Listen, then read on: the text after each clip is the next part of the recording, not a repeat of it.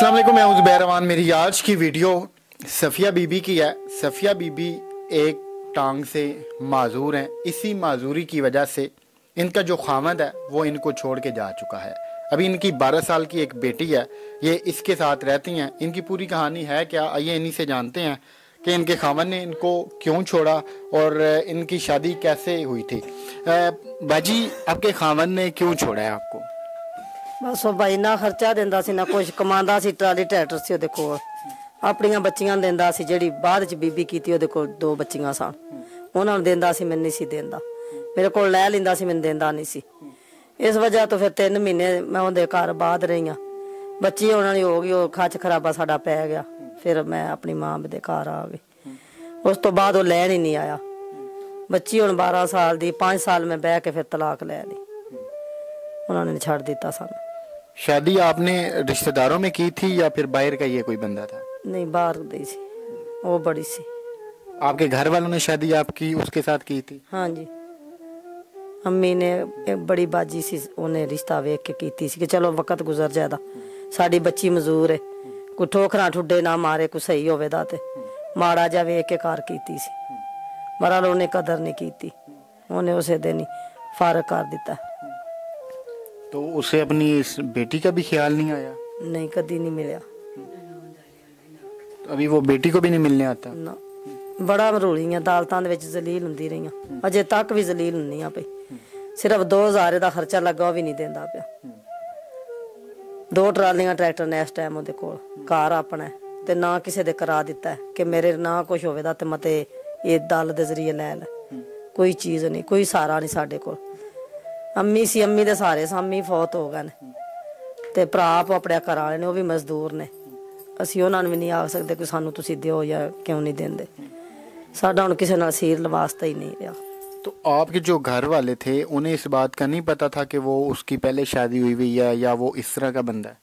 बस एक शादी का पता सी, एक दा नहीं सी पता। एक शादी उन्हें छुपाई साथों, एक दा सिर्फ पता सी। ते यही आख्या साने कि चलो 2 बच्चियां ने ते उन्हां दी शादी हो जाएगी ते चलो साडी बच्ची होवे दी ना उस घर च। बहरहाल उन्हां बच्चियां ने मैनू घरों कढ दिता। सने प्यो ने रल के जलील कीता, बड़ा मारिया कुटिया, सब कुछ मेरे को ले लिया। पैसे भी नगद ले लिया, जो जेवर सी वो भी ले लिया ते घरों कढ दिता।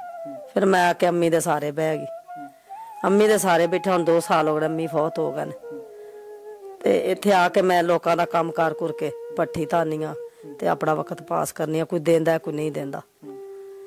उसके बाद आपको फिर नहीं शादी करने का ख्याल आया?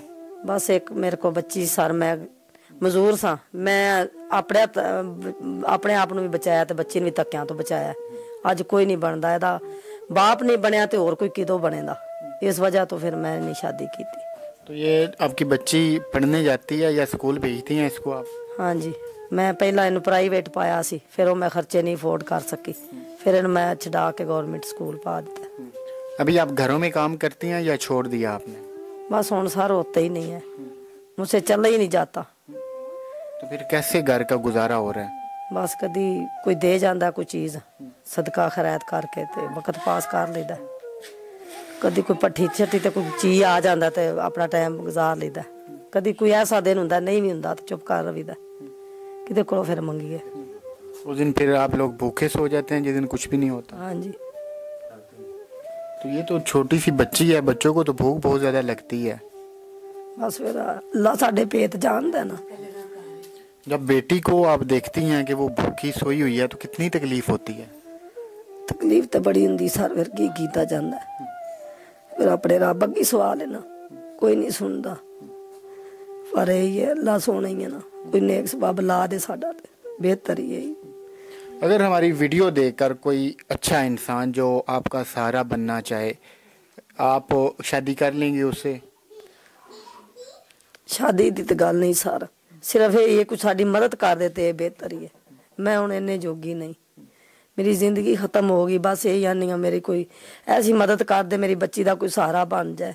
बस ये पढ़ लिख जाए, कोई अच्छा है वास्ते कोई अगे का हो जाए तो वही बस बेहतर है।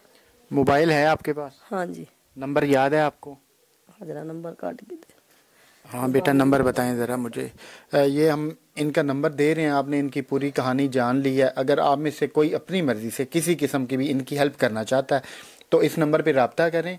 आप पहले जो भी आपने तहकीक करनी है आप बिल्कुल करें। आप इनके घर आना चाहें, इनको मिलना चाहें, आप इनको देखना चाहें, आप देखें। उसके बाद आप अपनी मर्ज़ी से जितनी भी इनकी हेल्प हो सके वो कीजिएगा। ये इनका नंबर है जी 0321 74 68 530। ये इनका नंबर है 0321 74 68 530। तो इस नंबर पे आप रब्ता कर सकते हैं। आप अपनी मर्ज़ी से जो भी इनकी हेल्प करना चाहे कीजिएगा। मिलते हैं किसी और वीडियो में, तब तक अपनी दुआ में इनको याद रखिएगा। अल्लाह हाफ़िज़।